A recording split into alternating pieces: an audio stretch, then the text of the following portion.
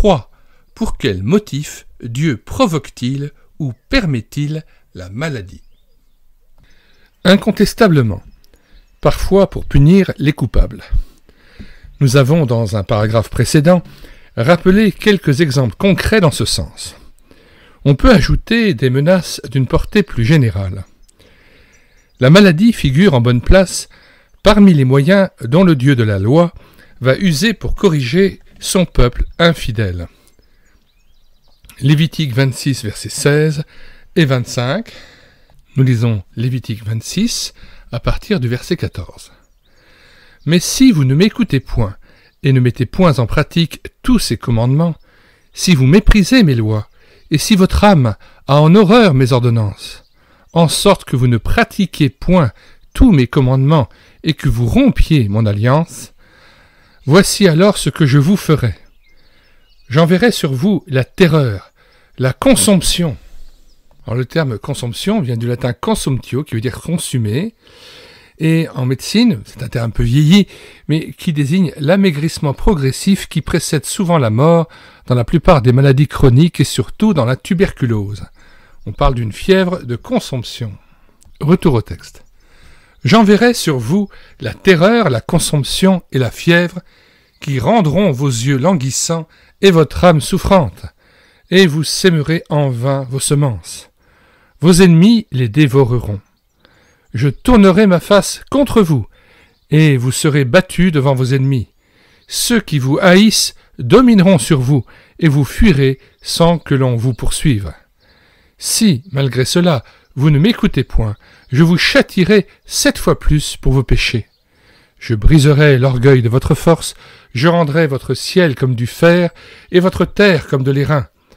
Votre force s'épuisera inutilement. Votre terre ne donnera pas ses produits, et les arbres de la terre ne donneront pas leurs fruits. Si vous résistez et ne voulez point m'écouter, je vous frapperai 7 fois plus selon vos péchés. J'enverrai contre vous les animaux des champs, qui vous priveront de vos enfants, qui détruiront votre bétail, et qui vous réduiront à un petit nombre, et vos chemins seront déserts. Si ces châtiments ne vous corrigent point, et si vous me résistez, je vous résisterai aussi, et je vous frapperai 7 fois plus pour vos péchés. Je ferai venir contre vous l'épée, qui vengera mon alliance. Quand vous vous rassemblerez dans vos villes, j'enverrai la peste au milieu de vous, et vous serez livrés aux mains de l'ennemi. Lorsque je vous briserai le bâton du pain, 10 femmes cuiront votre pain dans un seul four, et rapporteront votre pain au poids. Vous mangerez, et vous ne serez point rassasiés. Si malgré cela vous ne m'écoutez pas, et si vous me résistez, je vous résisterai aussi avec fureur, et je vous châtierai 7 fois plus pour vos péchés. Vous mangerez la chair de vos fils, et vous mangerez la chair de vos filles. Je détruirai vos hauts lieux, j'abattrai vos statues consacrées au soleil, je mettrai vos cadavres sur les cadavres de vos idoles, et mon âme vous aura en horreur. Je réduirai vos villes en désert, je ravagerai vos sanctuaires, et je ne respirerai plus l'odeur agréable de vos parfums. Je dévasterai le pays, et vos ennemis qui l'habiteront en seront stupéfaits. Je vous disperserai parmi les nations, et je tirerai l'épée après vous. Votre pays sera dévasté, et vos villes seront désertes. Autre passage que Jules-Marcel Nicolle cite, Deutéronome 28, versets 22, 27, 35, 60 et 61. Alors, pour comprendre la lecture de ce passage, il faut déjà se reporter au verset 15. « Mais si tu n'obéis point à la voix de l'Éternel ton Dieu, si tu n'observes pas et ne mets pas en pratique tous ces commandements et toutes ces lois que je te prescris aujourd'hui, voici toutes les malédictions qui viendront sur toi et qui seront ton partage. Tu seras maudit dans la ville, et tu seras maudit dans les champs. Ta corbeille et ta huche seront maudites. Le fruit de tes entrailles, le fruit de ton sol, les portées de ton gros et de ton menu bétail, toutes ces choses seront maudites. Tu seras maudit à ton arrivée, et tu seras maudit à ton départ. » Verset 20. L'Éternel enverra contre toi la malédiction, le trouble et la menace, au milieu de toutes les entreprises que tu feras, jusqu'à ce que tu périsses promptement à cause de la méchanceté de tes actions qui t'aura porté à m'abandonner. L'Éternel attachera à toi la peste jusqu'à ce qu'elle te consume dans le pays dont tu vas entrer en possession. L'Éternel te frappera de consomption, de fièvre, d'inflammation, de chaleur brûlante, de dessèchement, de jaunisse et de gangrène qui te poursuivront jusqu'à ce que tu périsses. Le ciel sur ta tête sera d'airain et la terre sous toi sera de fer. L'Éternel enverra pour pluie à ton pays de la poussière et de la poudre. Il en descendra du ciel sur toi jusqu'à ce que tu sois détruit. L'Éternel te fera battre par tes ennemis, tu sortiras contre eux par un seul chemin, et tu t'enfuiras devant eux par 7 chemins. Et tu seras un objet d'effroi pour tous les royaumes de la terre. Ton cadavre sera la pâture de tous les oiseaux du ciel et des bêtes de la terre, et il n'y aura personne pour les troubler. L'Éternel te frappera de l'ulcère d'Égypte, d'hémorroïdes, de gale et de teigne, dont tu ne pourras guérir. L'Éternel te frappera de délire, d'aveuglement, d'égarement d'esprit, et tu tâtonneras en plein midi comme l'aveugle dans l'obscurité. Tu n'auras point de succès dans tes entreprises, et tu seras tous les jours opprimé, dépouillé, et il n'y aura personne pour venir à ton secours. Tu auras une fiancée, et un autre homme couchera avec elle. Tu bâtiras une maison, et tu ne l'habiteras pas. Tu planteras une vigne, et tu n'en jouiras pas. Ton bœuf sera égorgé sous tes yeux, et tu n'en mangeras pas. Ton âne sera enlevé devant toi, et on ne te le rendra pas. Tes brebis seront données à tes ennemis, et il n'y aura personne pour venir à ton secours. Tes fils et tes filles seront livrés à un autre peuple, tes yeux le verront et languiront tout le jour après eux, et ta main sera sans force. Un peuple que tu n'auras point connu mangera le fruit de ton sol, et tout le produit de ton travail, et tu seras tous les jours opprimé et écrasé. Le spectacle que tu auras sous les yeux te jettera dans le délire. L'Éternel te frappera aux genoux et aux cuisses d'un ulcère malin dont tu ne pourras guérir. Il te frappera depuis la plante du pied jusqu'au sommet de la tête. L'Éternel te fera marcher, toi et ton roi que tu auras établi sur toi, vers une nation que tu n'auras point connue, ni toi ni tes pères. Et là tu serviras à d'autres dieux du bois et de la pierre. Et tu seras un sujet d'étonnement, de sarcasme et de raillerie parmi tous les peuples chez qui l'Éternel te mènera. Nous lisons un peu plus loin, du verset 58 au verset 63. Si tu n'observes pas et ne mets pas en pratique toutes les paroles de cette loi, écrites dans ce livre, si tu ne crains pas ce nom glorieux et redoutable de l'Éternel ton Dieu, l'Éternel te frappera miraculeusement, toi et ta postérité, par des plaies grandes et de longue durée, par des maladies graves et opiniâtres. Il amènera sur toi toutes les maladies d'Égypte, devant lesquelles tu tremblais, et elles s'attacheront à toi. Et même l'Éternel fera venir sur toi, jusqu'à ce que tu sois détruit, toutes sortes de maladies et de plaies qui ne sont point mentionnées dans le livre de cette loi. Après avoir été aussi nombreux que les étoiles du ciel, vous ne resterez qu'un petit nombre, parce que tu n'auras point obéi à la voix de l'Éternel ton Dieu. Et de même que l'Éternel prenait plaisir à vous faire du bien et à vous multiplier, de même l'Éternel prendra plaisir à vous faire périr et à vous détruire. Et vous serez arrachés du pays dont tu vas entrer en possession. L'Éternel te dispersera parmi tous les peuples, d'une extrémité de la terre à l'autre, et là tu serviras d'autres dieux que n'ont connus ni toi ni tes pères, du bois et de la pierre. Parmi ces nations tu ne seras pas tranquille, et tu n'auras pas un lieu de repos pour la plante de tes pieds. L'Éternel rendra ton cœur agité, tes yeux languissants, ton âme souffrante. Ta vie sera comme en suspens devant toi, tu trembleras la nuit et le jour, tu douteras de ton existence. Dans l'effroi qui remplira ton cœur et en présence de ce que tes yeux verront, tu diras le matin, puisse le soir être là, et tu diras le soir, puisse le matin être là. Verset 68. Et l'Éternel te ramènera sur des navires en Égypte, et tu feras ce chemin dont je t'avais dit, tu ne le reverras plus. Là, vous vous offrirez en vente à vos ennemis comme esclaves et comme servantes, et il n'y aura personne pour vous acheter. Fin de citation et retour au texte. Les psalmistes confessent à l'occasion que leurs maux physiques sont la conséquence de leur faute morale. Il n'y a rien d'intact dans ma chair à cause de ton courroux, mes plaies sont infectes et purulentes à cause de ma folie. Psaume 38, versets 4 à 6. Il arrive que Dieu châtie un pécheur en frappant quelqu'un de son entourage. On pense à David et à Bathsheba, punis par le dépérissement et la mort de leur fils adultérin. 2 Samuel 12, versets 15 à 18. Le cas le plus surprenant est celui d'Aïa, fils de Jéroboam. Il était le seul de la maison de son père en qui se soit trouvé quelque chose de bon devant l'Éternel. 1 Roi 14, verset 13. Et c'est lui qui tombe malade. Mais cette issue fatale est la punition de ses parents coupables. Sur le plan terrestre, la faute des pères a des répercussions fâcheuses sur les fils jusqu'à la 3e et la 4e génération. Exode 20, verset 5 que nous citons. Dès le verset 1. Alors Dieu prononça toutes ces paroles, en disant « Je suis l'Éternel ton Dieu, qui t'ai fait sortir du pays d'Égypte, de la maison de servitude. Tu n'auras pas d'autre Dieu devant ma face.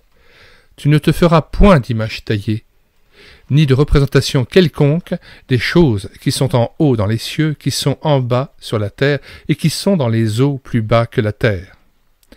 Tu ne te prosterneras point devant elles, et tu ne les serviras point.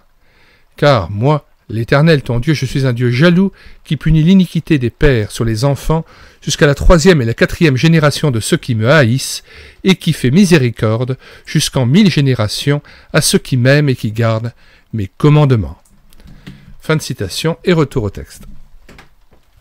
Même si, sur le plan éternel, chacun est responsable de sa propre conduite, et si sur le plan de la justice sociale, il ne convient pas de faire mourir des enfants pour la faute de leur père, ni les pères pour la faute de leurs fils. Note 44, Ézéchiel, chapitre 18, verset 4, que nous citons à partir du verset 1. La parole de l'Éternel me fut adressée en ces mots. Pourquoi dites-vous ce proverbe dans le pays d'Israël? Les pères ont mangé des raisins verts, et les dents des enfants en ont été agacées. Je suis vivant, dit le Seigneur l'Éternel, vous n'aurez plus lieu de dire ce proverbe en Israël. Voici, toutes les âmes sont à moi, l'âme du Fils comme l'âme du Père, l'une et l'autre sont à moi, l'âme qui pêche, c'est celle qui mourra. Et Deutéronome 24, 16. On ne fera point mourir les pères pour les enfants, et l'on ne fera point mourir les enfants pour les pères, on fera mourir chacun pour son péché. Fin de citation, retour au texte. En vertu de la solidarité qui nous lie avec des hommes pécheurs, nous ne devons pas être étonnés si nous subissons les conséquences de leurs actes. Voir à ce sujet les belles prières d'humiliation de Daniel, d'Esdras et de Néhémie, qui, eux-mêmes fidèles, confessent la culpabilité qu'ils partagent avec leur peuple. Note 45, voir Daniel 9, Esdras 9 et Néhémie 9. Retour au texte. Voir aussi la requête de David, puni de son ambition et de son orgueil par une épidémie meurtrière au sein de son royaume, et qui demande au Seigneur d'intervenir contre lui et sa famille en épargnant ses sujets, ces brebis, entre guillemets, qui n'avaient rien fait, qui méritent un sort fatal. Note 46, 2 Samuel 24, verset 17. Ceci dit, nous aurions grand tort de penser que la maladie soit toujours la suite d'un péché précis. C'était la théorie des amis de Job. Note 47, Job 22, versets 10 et 11. Les disciples de Jésus avaient un peu cette optique lorsqu'ils demandent, en présence d'un aveugle-né, si c'était lui ou ses parents qui avaient péché pour qu'il soit né aveugle. Le maître écarte résolument l'une et l'autre hypothèse. La cécité du personnage n'était due ni à son péché, ni à celui de ses parents, mais était destinée à une manifestation des œuvres de Dieu. Jean 9, versets 1 à 3. Jésus vit, en passant, un homme aveugle de naissance. Ses disciples lui firent cette question. « Rabbi, Qui a péché, cet homme ou ses parents, pour qu'il soit né aveugle? Jésus répondit, ce n'est pas que lui ou ses parents aient péché, mais c'est afin que les œuvres de Dieu soient manifestées en lui. Il faut que je fasse, tandis qu'il est jour, les œuvres de celui qui m'a envoyé. La nuit vient où personne ne peut travailler. Et pendant que je suis dans le monde, je suis la lumière du monde. Après avoir dit cela, il cracha à terre et fit de la boue avec sa salive. Puis il appliqua cette boue sur les yeux de l'aveugle, et lui dit « Va et lave-toi au réservoir de Siloé, nom qui signifie « envoyé ». Il y alla, se lava, et s'en retourna, voyant clair. Ses voisins et ceux qui auparavant l'avaient connu comme un mendiant disaient « N'est-ce pas là celui qui se tenait assis et qui mendiait ?» Et les uns disaient « C'est lui », d'autres disaient « Non, mais il lui ressemble ». Et lui-même disait « C'est moi ». Ils lui dirent donc « Comment tes yeux ont-ils été ouverts ?» Il répondit « L'homme qu'on appelle Jésus a fait de la boue, a oint mes yeux, et m'a dit « Va au réservoir de Siloé et lave-toi ». J'y suis allé, je me suis lavé, et j'ai recouvré la vue. Ils lui dirent « Où est cet homme ?» Il répondit « Je ne sais ». Fin de citation et retour au texte. Cela nous incite à être prudents dans nos raisonnements. Il n'est pas mauvais, quand nous sommes atteints dans notre santé, d'examiner si nous ne sommes pas responsables de cette épreuve, encore qu'il ne faille pas nous acharner à vouloir découvrir en nous une cause de culpabilité. Mais surtout, quand notre prochain est souffrant, nous devons nous garder de tout esprit de jugement. Ne disons pas hâtivement qu'il ne l'a pas volé. Nous risquerions, au lieu de lui apporter le réconfort dont il a besoin, d'aggraver sa douleur. Dans un très beau livre, « Souffrir, pourquoi ?» Aix-en-Provence, 1993.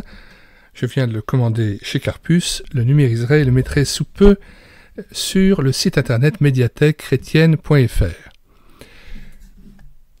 Le pasteur Pierre Marcel expose d'une manière émouvante la direction dans laquelle nous devons orienter notre réflexion devant la maladie. Non pas la considérer comme une rétribution, mais comme un des moyens que le Seigneur emploie pour faire notre éducation. Sa providence règle les circonstances de notre vie avec une sollicitude aimante et paternelle en vue de notre bien. Mon fils, ne prends pas à la légère la discipline du Seigneur et ne te décourage pas lorsqu'il te reprend, car le Seigneur soumet à sa discipline le fils qu'il aime. Proverbe 3, versets 11 et 12, et Hébreux 12, versets 5 et 6. Nous lisons d'abord Proverbe 3, versets 11 et 12. « Mon fils, ne méprise pas la correction de l'Éternel, et ne t'effraie point de ses châtiments. Car l'Éternel châtie celui qu'il aime, comme un père l'enfant qu'il chérit. » Nous lisons Hébreux 12 à partir du verset 1. Nous donc aussi, puisque nous sommes environnés d'une si grande nuée de témoins, rejetons tout fardeau et le péché qui nous enveloppe si facilement, et courons avec persévérance dans la carrière qui nous est ouverte, ayant les regards sur Jésus, le chef et le consommateur de la foi, qui, en vue de la joie qui lui était réservée, a souffert la croix, méprisé l'ignominie, et s'est assis à la droite du trône de Dieu. Considérez en effet celui qui a supporté contre sa personne une telle opposition de la part des pécheurs, afin que vous ne vous lassiez point l'âme découragée. Vous n'avez pas encore résisté jusqu'au sang en luttant contre le péché. Et vous avez oublié l'exhortation qui vous est adressée comme à des fils. Mon fils, ne méprise pas le châtiment du Seigneur et ne perds pas courage lorsqu'il te reprend.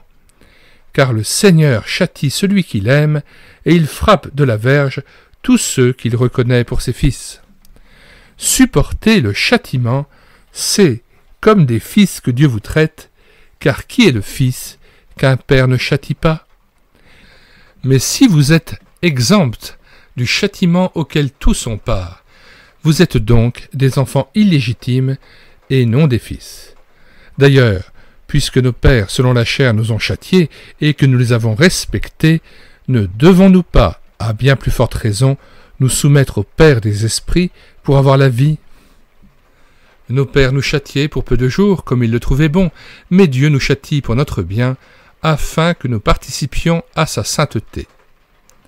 Il est vrai que tout châtiment semble d'abord un sujet de tristesse et non de joie, mais il produit, plus tard, pour ceux qui ont été ainsi exercés, un fruit paisible de justice. Fortifiez donc vos mains languissantes et vos genoux affaiblis, et suivez avec vos pieds des voies droites, afin que ce qui est boiteux ne dévie pas, mais plutôt se raffermisse. Fin de citation et retour au texte. De bons parents ne peuvent pas toujours éviter de contrarier leur progéniture. Mais c'est l'amour qui est leur mobile, et les enfants le ressentent bien. Aussi leur font-ils confiance. À combien plus forte raison devons-nous nous sentir en sécurité, sachant que notre Père céleste nous dispense souverainement ce qui contribue à notre avantage véritable.